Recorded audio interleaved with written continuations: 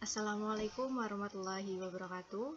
Di sini kami dari kelompok 9 akan mempresentasikan diskusi kelompok kami tentang materi terakhir dalam mata kuliah Manajemen Strategik yang diampu oleh Dr. Siti Nur Azizah, SEMM, dengan materi yaitu Strategi Bisnis Internasional. Dengan beranggotakan saya sendiri Nurul Qurrata Aini dan teman saya Badrul Mukmin, Muhammad Fadil Nadif, dan Siti Nur Muhasanah. Untuk materi yang pertama, kita akan membahas tentang hakikat bisnis internasional. Bisnis internasional merupakan kegiatan bisnis yang dilakukan melewati batas-batas suatu negara. Transaksi bisnis seperti ini merupakan transaksi bisnis internasional atau international trade. Di lain pihak, transaksi bisnis itu dilakukan oleh suatu perusahaan dalam satu negara dengan perusahaan lain atau individu di negara lain yang disebut pemasaran internasional atau international marketing.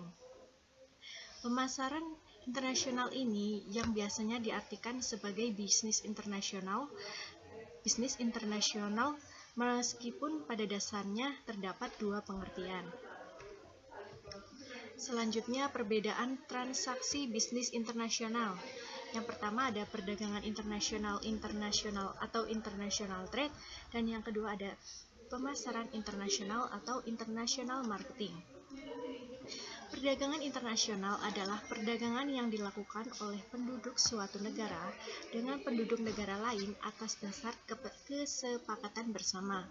Perdagangan internasional pun turut mendorong industrialisasi, kemajuan transportasi, globalisasi, dan kehadiran perusahaan multinasional. Yang kedua ada pemasaran internasional atau international marketing. Disebut sebagai bisnis internasional merupakan keadaan di mana perusahaan dapat terlibat dalam suatu transaksi bisnis dengan negara lain, perusahaan lain, ataupun masyarakat umum di luar negeri. Transaksi bisnis internasional umumnya merupakan upaya untuk memasarkan hasil produksi di luar negeri. Pengusaha akan terbebas dari hambatan perdagangan dan tarif bea masuk karena tidak ada transaksi ekspor-impor dengan maksudnya langsung dan melaksanakan kegiatan produksi dan pemasaran di negeri asing, maka tidak terjadi kegiatan ekspor-impor. Selanjutnya kita akan membahas tentang bagaimana cara memasuki pasar global yang bisa dilakukan perusahaan. Yang pertama dengan cara melakukan ekspor produk, yang kedua ada lisensi, yang ketiga ada franchise, yang keempat ada joint venture. Untuk yang pertama, ekspor produk merupakan langkah terbaik dalam melakukan pemasaran global. Di sini, kamu dapat menjual produk dan jasa di pasar internasional dengan resiko yang lebih sedikit. Banyak perusahaan yang memilih produk sebagai metode utama pemasaran global karena dianggap lebih efektif dan dalam pembiayaannya. Terlepas dari kemudahannya, kamu tetap harus melakukan peningkatan dalam produk yang dipasarkan. Produk yang ingin dipromosikan memang dibutuhkan oleh target pasar di negara tujuan, tapi belum tentu fiturnya cocok. Belum lagi, perusahaan harus berhadapan dengan pihak keempat, yaitu pemerintah negara, dengan tujuan agar lebih mudah dalam prosesnya.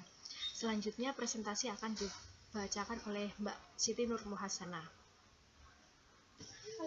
Yang kedua, lisensi.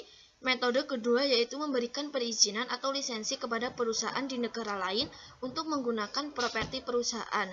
Biasanya properti ini bersifat intangible atau tidak terlihat, seperti trademark, hak paten, atau langkah produksinya. Perusahaan lain akan membayar lisensi yang diberikan sebagai biaya hak cipta produk kamu.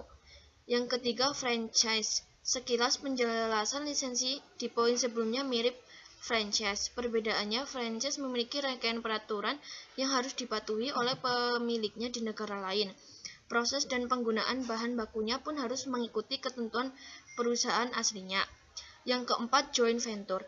Joint venture adalah dua perusahaan yang mendirikan anak perusahaan baru di pasar global. Bedanya, salah satu perusahaan tersebut harus berjenis lokal, sementara perusahaan lainnya bisa saja berasal dari negara yang sama atau berbeda. Keuntungannya, perusahaan bisa belajar dan memahami budaya serta kebutuhan masyarakat negara tujuan secerinci. Yang kelima, investasi langsung. Investasi langsung atau Foreign Direct Investment (FDI) merupakan salah satu metode perusahaan dalam memasuki pasar global. Di sini, perusahaan secara langsung menginvestasikan fasilitas yang hendak digunakan di pasar global. Cara ini dilakukan membentuk perusahaan baru atau mengakuisisi di perusahaan yang sudah ada. Yang keenam, partnership atau piggybacking. Terakhir, metode partnership yang dikenal dengan piggybacking. Secara harfiah, piggybacking artinya menggendong. Dalam konteks ini, dua perusahaan yang tidak bersaing bekerja sama untuk menjual produk di negara tujuan. Metode ini terbilang rendah resiko, tapi dipertimbangkan juga kepercayaan antara dua perusahaan yang bekerja sama agar berhasil di pasar global. Strategi memasuki pasar internasional. Perkembangan kondisi ekonomi yang ada saat ini menuntut kita untuk selalu update terhadap perubahan lingkungan yang terjadi, baik lingkungan internal juga lingkungan eksternal perusahaan. Lingkungan eksternal terdiri dari lingkungan ekonomi, hukum, sosial, dan budaya, dan lain sebagainya. Keberadaan lingkungan eksternal bagi suatu perusahaan tidak dapat diabaikan begitu saja, dikarenakan kesadaran pemasar untuk mengetahui perkembangan kondisi lingkungan eksternal akan ikut serta dalam mempengaruhi program pemasaran yang tepat. Jika berbicara mengenai strategi, maka kondisi eksternal nantinya akan mempengaruhi strategi yang akan dipergunakan oleh perusahaan. Kondisi persaingan saat ini menyebabkan perusahaan harus ikut serta sebagai pelaku dalam perdagangan internasional jika ingin bertahan dan mendapatkan profit yang lebih. Keadaan ini kemudian harus direspon cepat dengan berbagai cara atau strategi dari perusahaan yang ada di tanah air yang pasarnya sudah jenuh dengan pasar nasional saat ini. Beberapa strategi yang dapat dipergunakan untuk memasuki pasar internasional adalah lisensi. Merupakan strategi di mana lisensor memperbolehkan perusahaan asing untuk memproduksi barang mereka, namun perusahaan asing tersebut harus membayar royalti. Strategi ini merupakan strategi yang memiliki resiko paling kecil dibandingkan strategi yang lain, namun tentu saja laba yang diperoleh tidak maksimal. Selanjutnya akan dibacakan oleh Mas Muhammad Fadil Nadif. Alasan mengapa bisnis internasional. Sebuah perusahaan atau sebuah negara tentu memiliki berbagai macam pertimbangan untuk melakukan sebuah kegiatan transaksi internasional, entah itu dengan cara melakukan perdagangan secara internasional ataupun mendirikan cabang perusahaan mereka di luar negeri.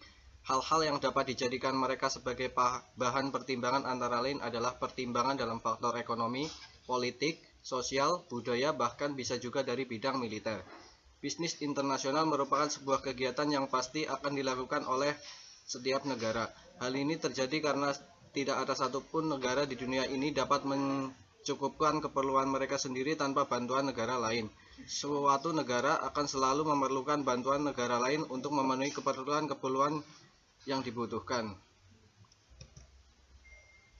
Spesialisasi antara bangsa-bangsa. Sebuah negara harus menentukan pilihan terbaik terkait dengan hasil kegiatan produksi barang atau jasa oleh suatu negara sebelum memutuskan untuk melakukan kerjasama dengan negara tersebut.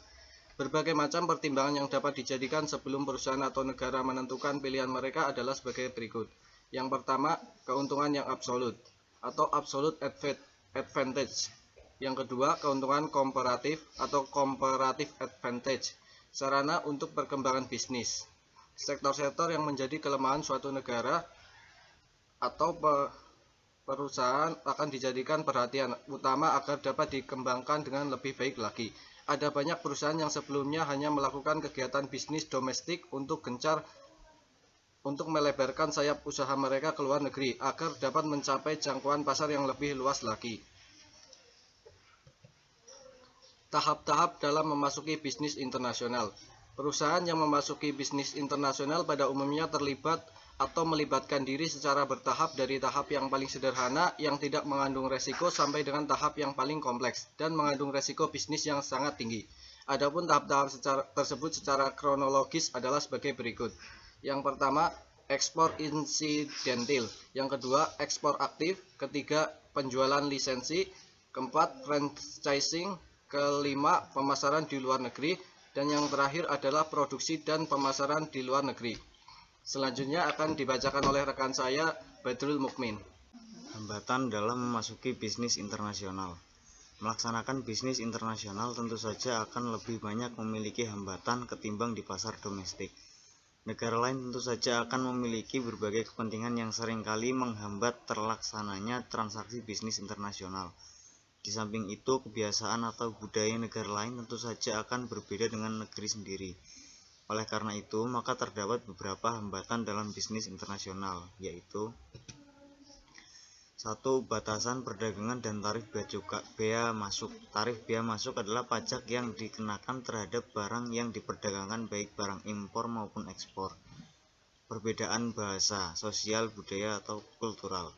Perbedaan dalam hal bahasa seringkali merupakan hambatan bagi kelancaran bisnis internasional. Hal ini disebabkan karena bahasa adalah merupakan alat komunikasi yang vital, baik bahasa lisan maupun bahasa tulis. 3. Kondisi politik dan hukum atau perundang-undangan.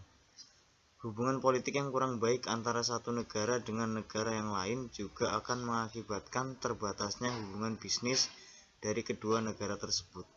Ketentuan hukum ataupun perundang-undangan yang berlaku di suatu negara kadang juga membatasi berlangsungnya bisnis internasional.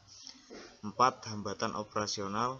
Hambatan perdagangan atau bisnis internasional yang lain adalah berupa masalah operasional, yakni transportasi atau pengangkutan barang yang diperdagangkan tersebut dari negara yang satu ke negara yang lain.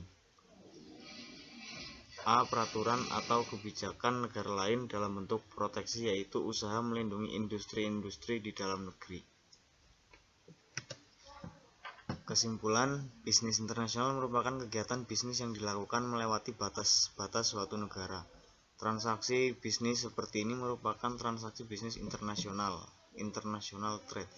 Di lain pihak, transaksi bisnis itu dilakukan oleh suatu perusahaan dalam satu negara dengan perusahaan lain atau individu di negara lain, disebut pemasaran internasional, international marketing. Pemasaran internasional ini yang biasanya diartikan sebagai bisnis internasional, meskipun pada dasarnya terdapat dua pengertian. Demikian presentasi dari kelompok kami. Apabila ada kesalahan, kami mohon maaf. Billahi taufiq wal hidayah. Wassalamualaikum warahmatullahi wabarakatuh.